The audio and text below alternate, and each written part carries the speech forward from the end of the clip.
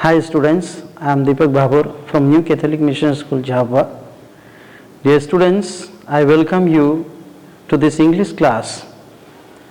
We are going to study today a poem from class 10th. The name of the poem is Dust of Snow. This is written by the poet Robert Frost. Dear students, the dust of snow we can understand, but then dust here. Dust means it is not mud, but then it is particles of snow. So something more to know about dust of snow, let us understand it in detail. Concept of poem here. Dust of Snow is a beautiful short poem written by Robert Frost. This poem tells that even a simple moment has a large significance. Simple moment has a large significance means it can change our life. If simple moment occurs in different way, it is responsible to change our life. The poet has mentioned crow and hemlock. Crow is a bird, color black color, and hemlock is a tree. It is known as poisonous tree. But the role of the crow, who is going to change the mood of poet, let us understand it. Crow signifies his depressive. His depressive means poet's depressive and sorrowful mood. That means poet is walking alone with the mood, bad mood, depressive and sorrowful. Hemlock tree is a poisonous tree. Both these signify that the poet was not in a good mood. Depressive, then sorrowful, hemlock tree and crow. All are signifying that the mood of poet was not good. And so he describes the dark, depressive and bitter side of nature. Dark, depressive and bitter side of nature. That means we are affected by nature. Nature is there who cause the bad atmosphere, and due to that we are disappointed or we feel so sorry. Further says present he is a similar mood. Next let us get into the poem. First stanza of 4 lines. Dear students, you can observe the figure or the picture of tree. This is a hemlock tree which is known as poisonous tree. The way a crow shook down on me the dust of snow from a hemlock tree. See, the word also shook means shake. Hemlock, a poisonous tree with the small white flowers. In this stanza, poet is speaking that when he was wandering or when he was walking under the tree, a crow was sitting on the branch of the hemlock tree, and when he was walking, his mood was not good. As we saw in the introduction part, his mood was not good. He was very depressive and disappointed and also unhappy. While moving under the tree, he felt something. What did he feel? Dear students, a crow was sitting on the branch of the hemlock tree. At that time, the branches were completely covered with snow, and the crow, as a simple bird, we understand it cannot sit quietly on the top of the branch, but it will keep on moving. So while moving, a dust of snow or particles of snow fell on the shoulder of poet, and he felt, he felt quite cold and freshness, and also at that point of time his mood was started changing. It means he felt pleasure, he felt happy, and he started explaining about the dust of snow.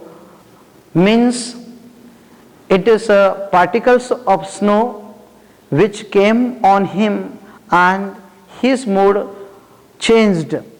So dear student, the dust of snow from a hemlock tree, and then it was also a good atmosphere for him, or he started feeling happy, and he started explaining, he started delighted at that point of time, and he looked up at the tree and started explaining about the hemlock tree and crow. Let us go to the next stanza. Next stanza say, has given my heart a change of mood and saved some part of a day I had rued. Rued means held in a regret.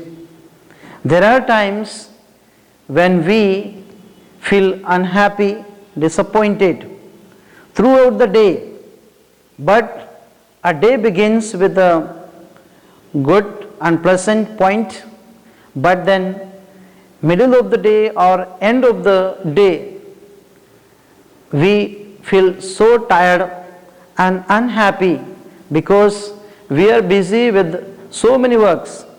So the poet he also had started his day with a happy note, and later on when he was unhappy, disappointed, so depressive, at that time he thought, let us move around, and he was moving under the tree and then also in the ground, and he came across a tree.